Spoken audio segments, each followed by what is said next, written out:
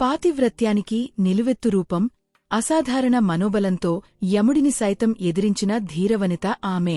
లోకమంతా చీకటిలో మునిగిపోయినా సరే తన భర్తను కాపాడుకోవాలనుకున్న సుమతి అసలు కథను ఇప్పుడు తెలుసుకుందాం.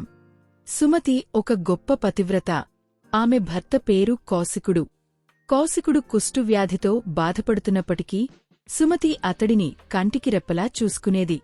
అయితే కౌశికుడు ఒక వేశ్య మోజులో పడి తనను అక్కడికి తీసుకెళ్లమని భార్యను కోరతాడు. భర్త కోరికను కాదనలేని సుమతి వర్షం పడుతున్న ఒక చీకటి రాత్రి అతడిని ఒక గంపలో పెట్టుకుని తన భుజాలపై మోస్తూ బయలుదేరుతుంది. దారిలో చీకటివల్ల సుమతికి ఎదురుగా ఉన్న మాండవ్య మహర్షి కనిపించడు.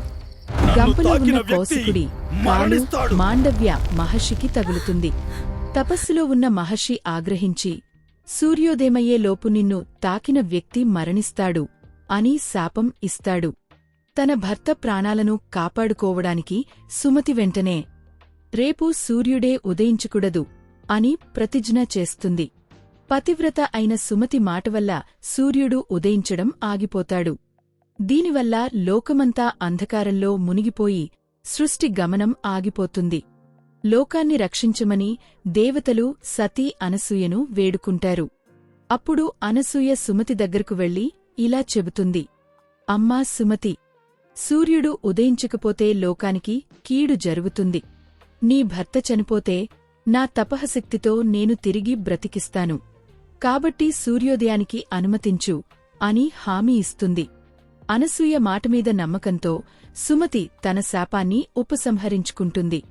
సూర్యుడు ఉదయించగానే కౌశికుడు మరణిస్తాడు. కాని వెంటనే అనసూయ తన శక్తితో అతడిని బ్రతికించడమే కాకుండా అతడి కుష్ఠువ్యాధిని కూడా నయం చేస్తుంది. తన భర్త ప్రాణాలను కాపాడుకోవడానికి సుమతి సూర్యోదయాన్ని ఆపేయగా సతీ అనసూయ తన తపఃశక్తితో ఆమె భర్తను బ్రతికించి లోకానికి మళ్లీ వెలుగును ప్రసాదించింది.